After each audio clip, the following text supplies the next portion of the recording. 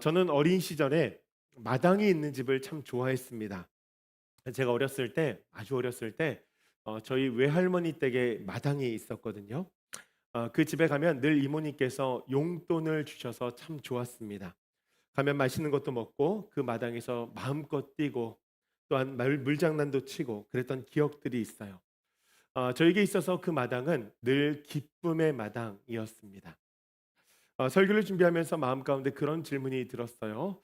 그곳에 살았던 외할머니는 또한 저희 친척들은 그 마당이 어떤 마당으로 기억되어졌을까? 하나로 정의하기에는 참 어렵겠죠. 계절마다 그 마당이 색깔을 달리했던 것처럼 그 마당을 밟고 보낸 시간, 또한 삶의 자리, 또한 오가는 자신의 감정과 마음에 따라서 좀 다르게 그 마당이 기억되어졌을 것입니다. 저와 같이 어린 시절 마음껏 뛰놀고 싶었던 나이에는 아마도 기쁨의 마당으로 기억이 되어졌을 것이고, 정체성이 형성되어지는 청소년기에는 고민의 마당, 또한 혼란의 마당이 아니었을까요?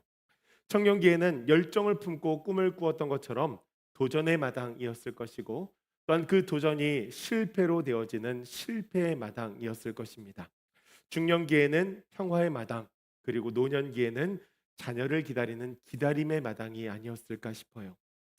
여러분, 우리는 삶을 살아가면서 그 시기에 따라서 삶의 자리에 따라서 굉장히 다양한 마당을 경험하며 살아간다는 것입니다. 여러분들은 지금 어떤 마당에 머물러 계십니까? 여러분들은 지금 어떤 마당을 기대하고 계십니까? 여러분, 여러 가지의 마당 가운데 아마 우리가 피하고 싶은 마당이 있을 것입니다. 그러나 인생을 살아가면서 절대로 피할 수 없는 하나의 마당. 여러분, 그 마당이 있다면 그것은 바로 오늘 우리가 살펴볼 실패의 마당일 것입니다. 오늘 본문을 보니까 엄청난 실패와 절망의 마당에 서 있는 한 사람을 발견하게 되어집니다. 그 사람의 이름은 베드로입니다. 여러분, 베드로 하면 무엇이 떠오르십니까? 여러분, 만약에 베드로를 누군가에게 소개한다고 한다면 여러분 뭐라고 소개하고 싶으세요? 딱 한 단어로 소개한다면 어떻게 소개하고 싶으십니까? 우리 정태주 지사님 어떻게 소개하고 싶으세요? 베드로.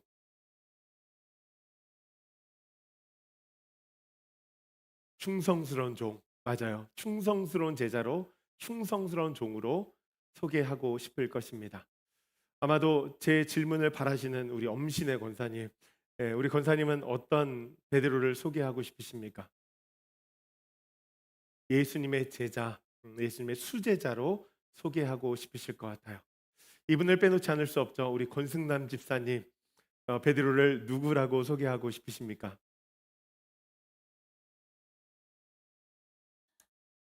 예수님을 배신한 사람, 맞아요. 예수님을 배신했던. 아마도 한 단어로 우리에게 설명을 한다고 한다면 수제자, 다혈질, 신앙 고백, 교회 리더 여러 단어가 있을 것입니다. 저는 베드로를 생각하면 의리라는 단어가 생각이 납니다. 예수님 앞에 끊임없이 의리를 외쳤던 사람이 바로 베드로죠. 그 의리를 참 잘 지키면 좋았을 텐데 남들은 잘 몰라도 정말 저는 예수님을 따라가겠습니다. 배신하지 않겠습니다. 그렇게 호언장담했던 그가 대제사장의 뜰에서 인생 최대의 실패를 경험하게 되어집니다. 이것은 베드로에게 있어서 정말 큰 충격이었을 것입니다. 왜냐하면 자신이 한 말과 전혀 다른 사람이 자신이라는 것을 발견하게 되어졌기 때문일 것이고, 자신이 알고 있던, 자신이 바랬던 나와 전혀 다른 자신의 자아를 발견했기 때문일 거예요. 아마도 진짜 자신을 마주하면서 엄청난 자괴감이 들었을 것입니다. 여러분, 그가 실패한 이유가 무엇일까요? 아마 우리는 그 이유를 죄인이어서 또한 진노의 자녀들이기 때문에라고 찾을 수 있겠죠. 여러분, 누가복음 22장의 말씀을 보면 그에 대한 굉장히 많은 인포메이션을 제공합니다. 우리가 살아가면서 영적으로 실패할 수 있는 이유, 베드로가 실패한 이유, 여러분 우리가 세 가지만 찾아본다고 한다면 첫째로는 마음이 무너졌기 때문입니다. 여러분, 누가복음 22장의 말씀을 쭉 읽다 보면 베드로의 모습이 참 짠하게 느껴집니다. 왜냐하면 불과 몇 시간 전에 겟세마네 동산에서 베드로는요 아주 용감무쌍한 사람이었습니다.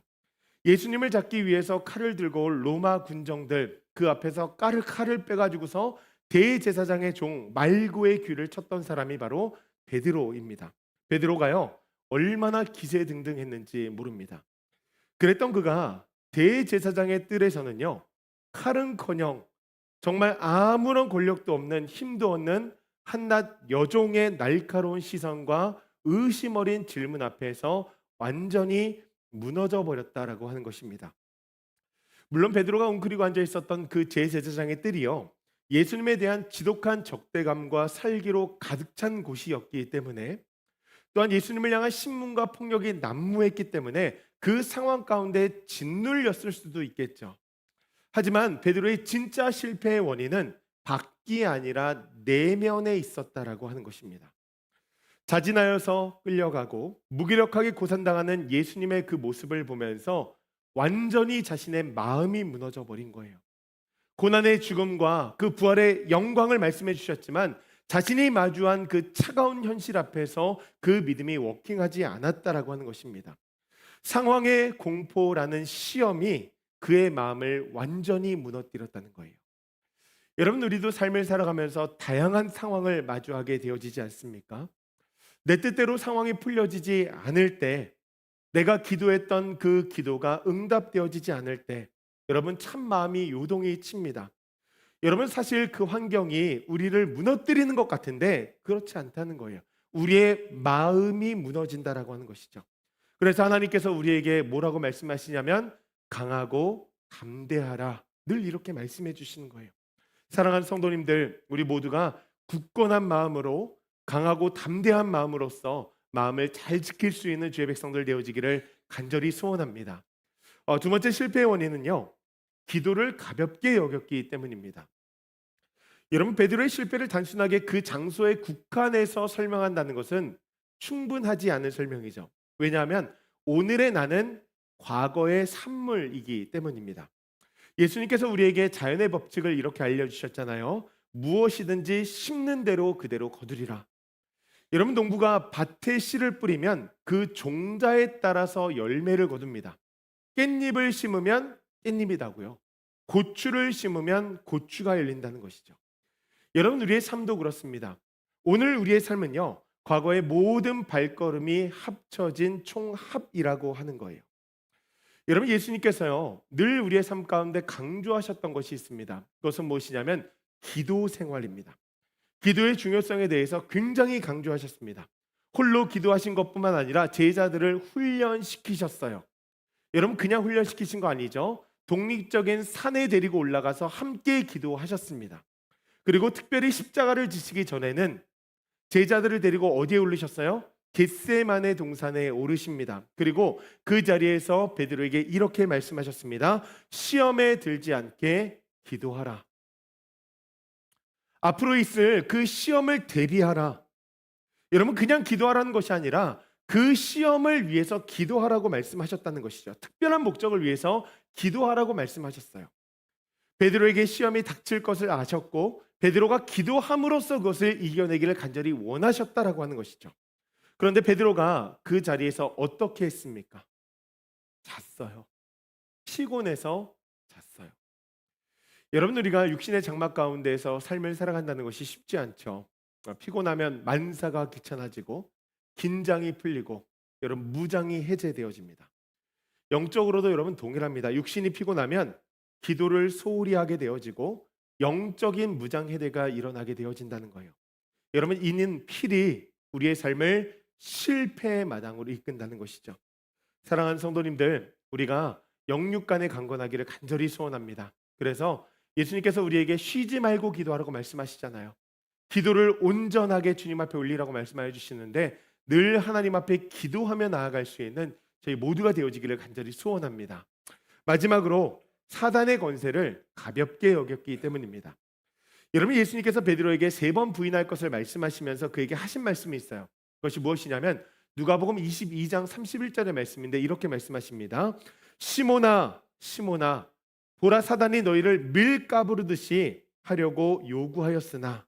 아멘. 여러분, 말씀을 보니까 시몬의 이름을 2번이나 부르세요. 베드로의 이름을 2번이나 부르세요. 여러분, 성경을 보면 예수님께서 그 이름을 2번이나 부르시는 것 극히 이례적입니다. 이 말이 무엇이냐면 굉장히 긴급하고 중요하다는 메시지를 말씀하시는 거예요. 그 내용이 무엇이냐면 사단이 지금 너희를 밀가부르듯이 하려고 요청했다라고 하는 것입니다. 여러분, 여기 까부르다라는 단어가요, 짓누르다 이런 것이 아니라 알곡과 쭉정이를 분리한다라고 하는 의미입니다.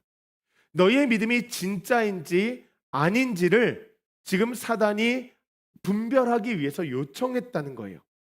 여러분, 욥기서에 보면 이런 말씀 나오죠. 사단이 와서 욥을 참소하면서 이렇게 물어봅니다. 욥을 시험해도 될까요? 저 사람 진짜 믿음 아닌 것 같은데 하나님 진짜라고 생각하시면 한번 시험해봐도 좋을까요? 여러분, 앞으로 일어날 그 일이요, 단순한 해프닝이 아니라 우연이 아니라는 거예요. 제자들의 연약한 영혼을 노리는 사단의 역사가 강할 것임을 말씀해 주셨다라고 하는 것이죠. 엄청난 영적 전쟁이 있을 것을 예고하신 것입니다. 여러분, 그러니 베드로가 뭐라고 이야기합니까? 33절 말씀해 보니까 이렇게 이야기해요. 함께 읽어볼까요? 그가 말하되 주여 내가 주와 함께 죽어 오게도 죽는 데에도 가기를 각오하였나이다. 그가 말하되 주여 내가 주와 함께 오게도 죽는 데에도 가기를 각오하였나이다. 아멘. 죽어도 주와 함께, 오게도 주와 함께. 여러분, 이 말이 무엇입니까? 영적 전쟁을 각오했다는 의미가 아니죠. 베드로가 자신의 의지를 피력한 거예요. 자신의 의를 그냥 드러난 것입니다. 하나님, 주님, 예수님, 내 의가 얼마나 강력한지 모르십니까? 저 의리 있는 사람입니다. 주님, 만약에 옥에 가시면 저 옥에 같이 갈 거예요. 만약에 죽으신다면 저도 따라 죽겠습니다. 그거 제가 보여드릴게요. 이렇게 이야기한 거예요. 여러분, 눈에 보이는 악한 영의 실체를 완전히 과소평가했다는 것입니다. 여러분, 사단이 어떻게 합니까? 베드로의 그 영적인 교만을요, 그 틈을 놓치지 않습니다. 베드로가 자기 위에 가득 차서 방심한 그 순간에 아주 교묘하게 날카롭게 최후의 펀치를 한 방에 날려버리는 거예요. 사랑하는 성도님들, 이것이 우리에게도 일어나는 사건이라는 것 우리가 마음에 담아야 할 것입니다. 우리가 신앙생활을 너무나 안일하고 평화롭게 생각하는 경향이 있어요. 우리의 삶 가운데 닥쳐온 고난들, 갈등들, 우리의 마음 가운데 일어나는 유혹들, 여러분, 그냥 일어나는 사건 아닙니다. 재수 없어서 그냥 우연이라고 치부할 것이 아니라는 것이죠. 여러분, 성경이요, 사단의 존재를 이렇게 이야기합니다. 우는 사자처럼 두루 다니면서 우리의 영혼을 삼킬 자를 찾고 있다고 이야기해요. 여러분, 얼마나 성실하게 다니는지 모릅니다. 포기하지 않아요. 어떻게든 우리를 공격하기 위해서 애를 쓰고 있다는 것이죠. 그러니 여러분, 혹시나 마음 가운데 나는 괜찮아, 내가 어떤 사람인데, 나는 주를 위해서 죽을 수 있어, 여러분, 그렇게 자기의 의를 가지고 있다면 그 마음 내려놓으시고 성령의 은혜를 간구하며 나아갈 수 있는 저희 모두가 되어지기를 간절히 소원합니다. 하나님, 나에게 성령님이 필요합니다. 주님 도와주세요. 이렇게 낮은 자리에서 나아가는 것이 우리가 시험을 피하는 일, 실패를 피하는 일이라고 하는 것이죠. 여러분, 이 외에도요, 실패의 이유가 참 많을 것입니다. 광야의 백성들이 실패했던 것처럼 우리는 매일같이 일상 가운데에서 실패하며 살아간다는 거예요. 알면서도 넘어지는 것이 바로 우리들이라고 하는 것이죠. 여러분, 이렇게 실패한 베드로에게 예수님께서 어떻게 하십니까? 요한복음 21장의 말씀을 보니까 예수님께서 베드로에게 찾아와 주세요. 여러분, 베드로가 예수님께서 돌아가시고 난 이후에 그 배신한 이후로 얼마나 힘들었을까요? 마음이 찢어졌을 것입니다. 자신이 가지고 있는 것이 의리 하나밖에 없다고 생각을 했는데, 자기의 의가 강한 사람인데 자기에게 있는 것은 자존심 하나밖에 없는데 그 자존심이 완전히 무너졌으니 여러분, 얼마나 큰 자괴감이 들었겠어요. 내 존재가 부정당하는 그 느낌, 아마도 예수님의 죽음과 함께 그 3일이 그에게 있어서 가장 고통스러운 시간이었을 것입니다. 여러분, 그런 자리에 있는 베드로에게 예수님께서 찾아와 주신 거예요. 여러분, 우리가 마음에 담아야 될 포인트가 바로 여기 있습니다. 베드로가 예수님을 찾은 것이 아니라 예수님께서 베드로를 찾으셨다라고 하는 거예요. 여러분, 하나님이요, 정말 좋은 분이라고 고백할 수밖에 없는 것이 무엇이냐면 실패의 자리에 있는 우리를 그냥 두시는 것이 아니라 우리에게 찾아오신다라고 하는 것입니다. 여러분 사실 세상 같으면 이게 말이 됩니까? 배신자, 여러분 누가 배신자를 찾아요? 그 배신자 욕하지 배신자에게 찾아와서 여러분 손 내밀지 않습니다.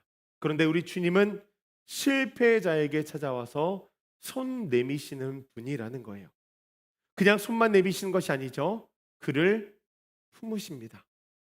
내가 나를 사랑하느냐 세 번이나 물으시고 그의 신앙 고백 위에 교회를 세우시겠다는 그 약속 지키시죠. 내 양을 치라. 여러분 이 음성이 무엇입니까? 내 양을 치라. 여러분 이 음성은요. 베드로에게 예수님께서 이렇게 말씀하시는 거예요. 베드로야, 내가 너 다시 믿는다. 너 할 수 있어. 여러분 이렇게 은혜를 베푸셨다라고 하는 것입니다. 저는 본문을 보면서 이것이 얼마나 큰 은혜인지 다시 한번 고백하게 되어졌는데 여러분 오늘 우리가 읽은 누가복음 22장의 말씀을 보면 다른 복음서들과 다른 기록이 하나가 있습니다.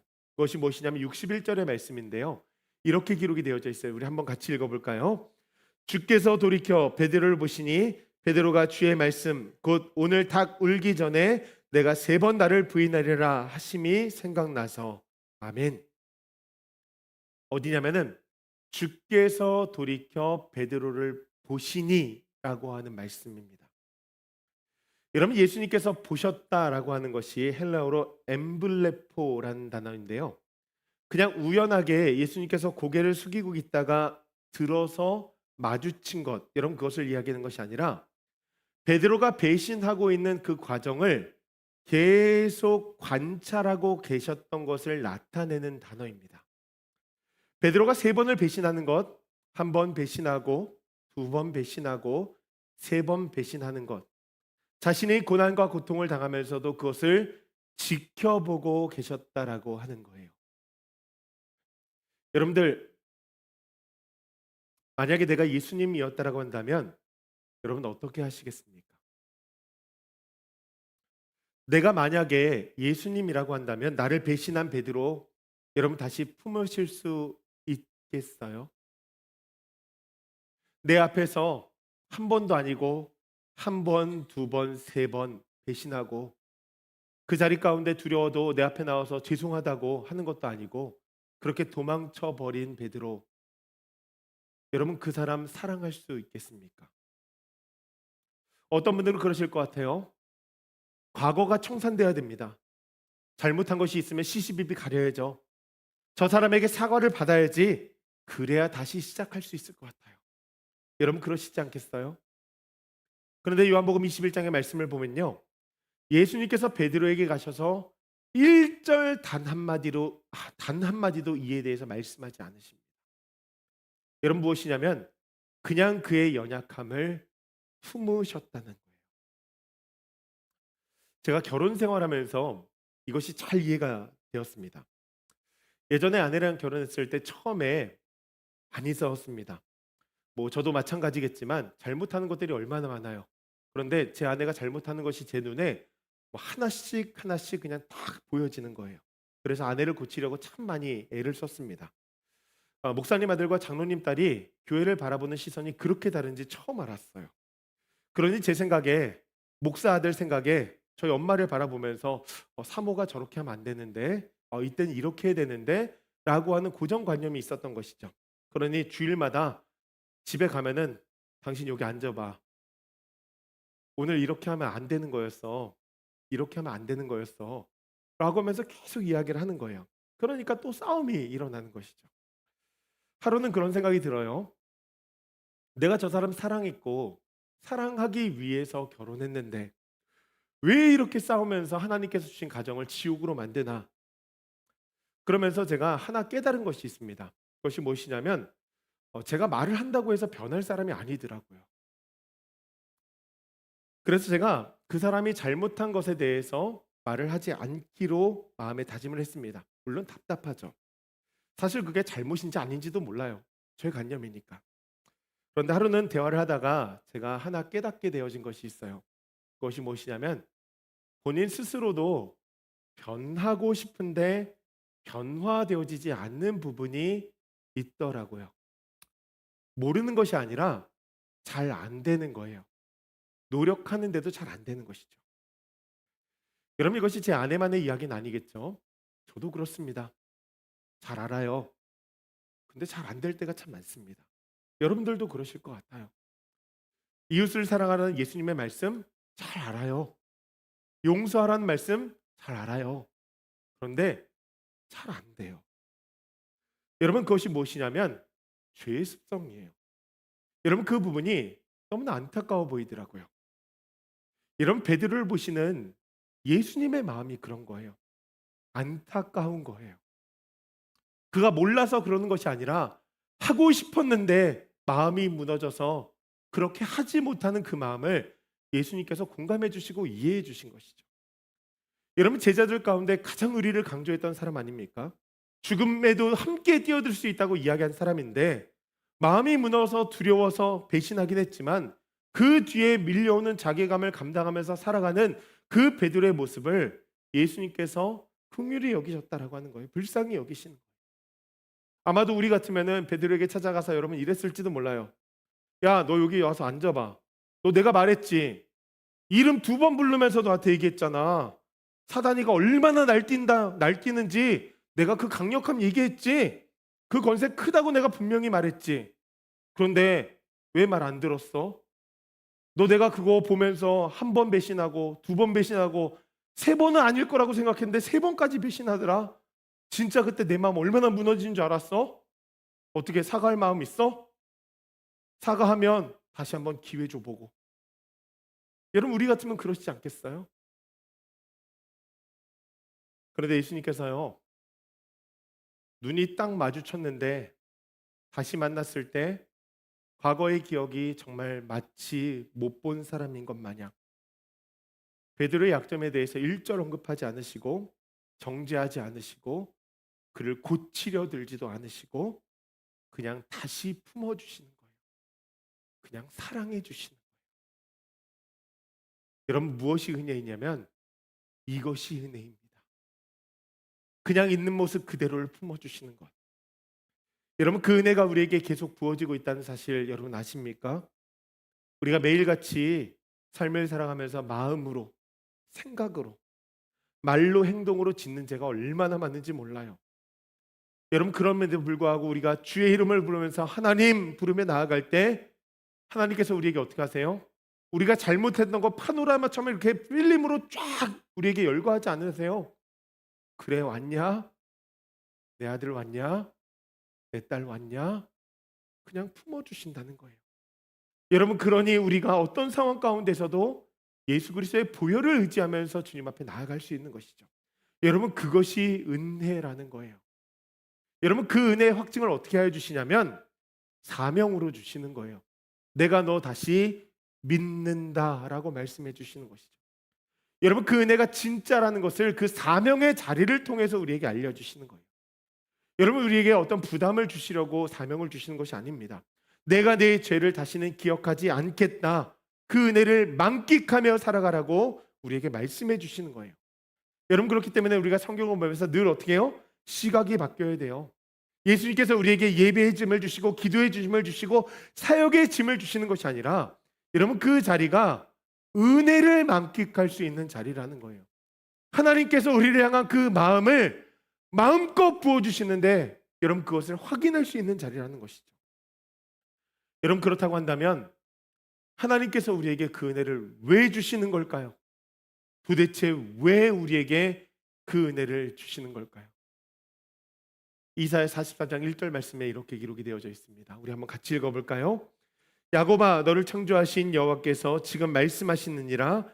이스라엘아 너를 지으신 이가 말씀하시느니라. 너는 두려워하지 말라. 내가 너를 구속하였고 내가 너를 지명하여 불렀나니 너는 내 것이라. 아멘. 여러분 한없는 은혜를 베푸시는 이유는 다른 이유가 아니에요. 너는 내 것이라. 내 자녀이기 때문에 용서하시고 보고도 못 본 척 하시고 우리에게 은혜를 베푸신다라고 하는 것입니다. 사랑하는 성도님들, 저는 우리가 그 은혜를 누리며 살아갈 수 있는 저희 모두가 되어지기를 간절히 소원합니다. 그래서 여러분들이 어떤 상황 가운데 있어도 주님 앞에 나아가는 것을 주저하지 않는 인생이 되어졌으면 좋겠어요. 베드로처럼 자기감에 빠져 있고 너무나 힘들고 어렵고 아무리 큰 죄를 지었어도 예수 그리스도의 보혈을 의지하면서 주 앞에 나아갈 수 있는 저희들 되어지기를 간절히 소원합니다.